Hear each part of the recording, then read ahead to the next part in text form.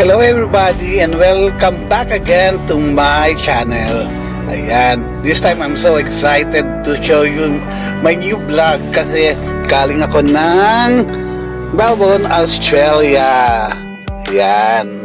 So, alam niyo naman na ang Melbourne is one of the most livable city in the world. Ayan. So, on my first day, ito kaagad ang ginawa ko.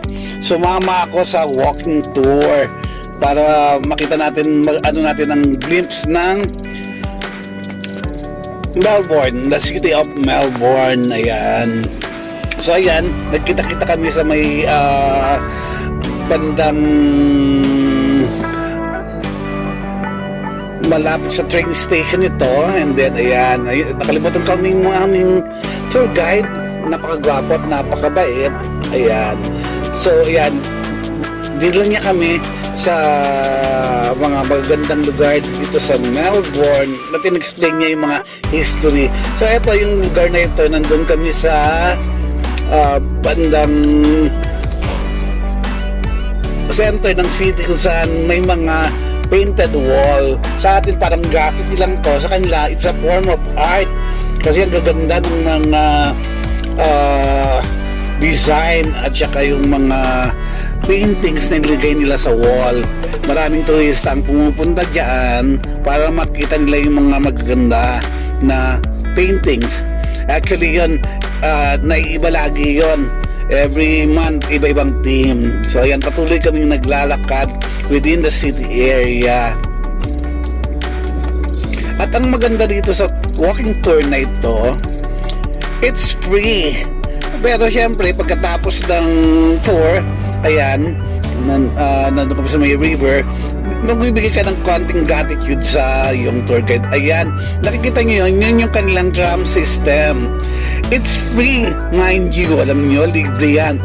For as long as gagamitin mo siya within the city area. Ayan, hop and hop lang kayo, sakay lang kayo, libre yon. Basta hindi lang kayo lalagpas kasi meron siyang green area na tinatawag city area, pero pag lalagpas ka na doon, you have to pay something na. Ito sa may Marble Stadium naman nila, dyan ginaganap yung mga sporting events nila at mga ibang concert. So napakalamig during my time na pumunta ako dito sa Melbourne. It's, ayan, papakita ko sa inyo, 13 degrees centigrade. Ayan, napakalamig. Alam nyo naman tayo galing sa Pilipinas at mainit.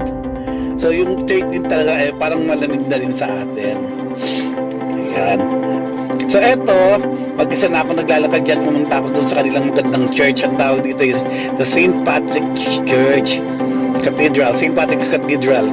Ang ganda nito, ang laki nito. Ayan, at open siya nung time na pumasok ako. Ayan. So ang ganda ng architecture niya. And ang laki. Meron pang photo shoot during nagpunta ko dyan, merong kasal. Ayan. So ang cute, ang gandang tignan.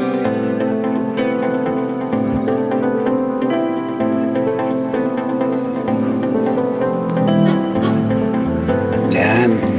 Ang laki ng cathedral, ang ganda talaga.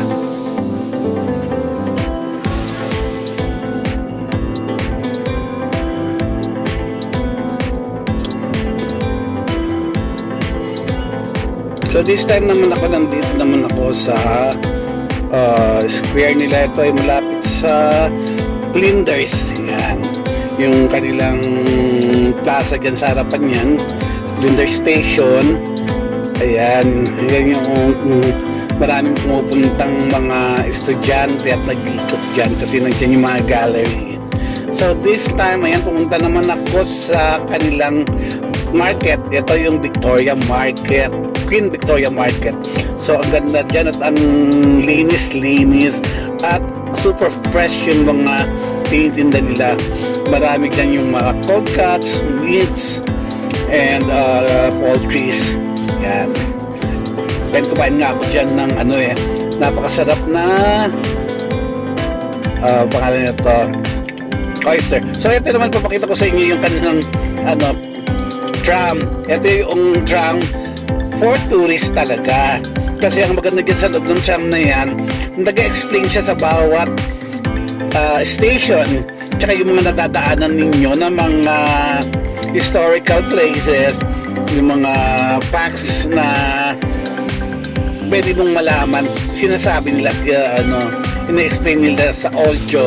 Kaya magandang sumakay dyan sa train na yan, sa tram na yan. And at the same time, syempre, kaya maganda dahil yan ay libre. Iikot yan sa city center. So, mga isang oras may git yan para maikot mo ang buong Melbourne City. Yan. Ang ganda kanilang ganun, no? Kanilang transportation system ng Melbourne. Napakalinis at very efficient. On time lagi yung mga train nila.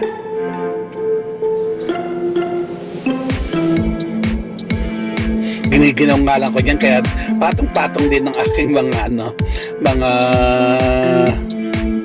ayan.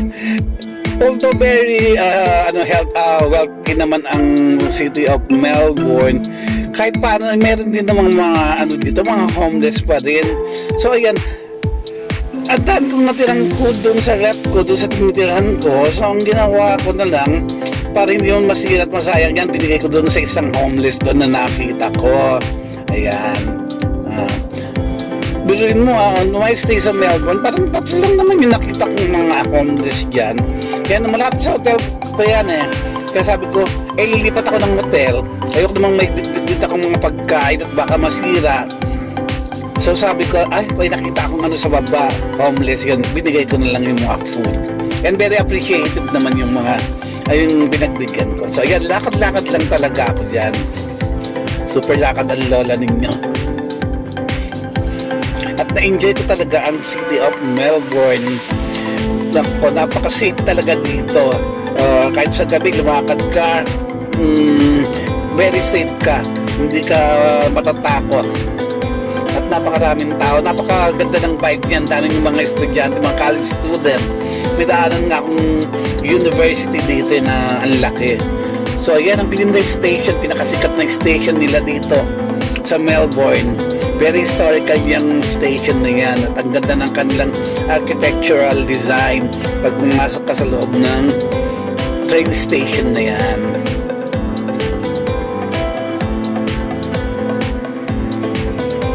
So actually, from the airport naman, going to Melbourne, wala pa silang train system. So ang meron lang sila is yung bus. So sasakay ka ng red bus, yan, papunta ng city.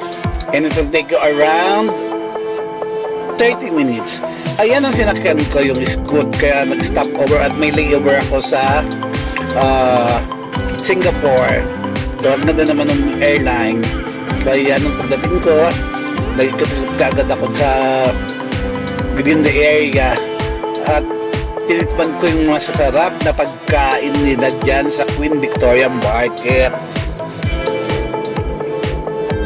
Ayan yung kanilang National Museum, pinasok ko rin yan, ang ganda rin yan sa loob. Ayan yung mga nakasama ko sa walking tour. Ayan yung kanilang ayan lip, ayan yung mga kasama ko sa tour. Ganda talaga ng mga design nila. At ang laki ng mga buildings nila. Mahilig din ng mga Melbournian sa sa art. Ayan, nakita nyo, ang ganda nun.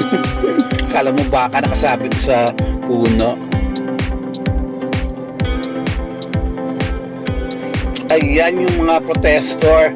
Sa university yan, malapit sa harapan ng hotel ko. Yung mga nagpo-protest between the Ukraine and Russian war. Yan na yung sinasabi ko sa inyo, napakasarap talaga ng kanilang oysters. So, yan na yung bus pabalik ng airport. So, goodbye everybody. Watch for my second vlog, ha? Bye! Thank you for watching.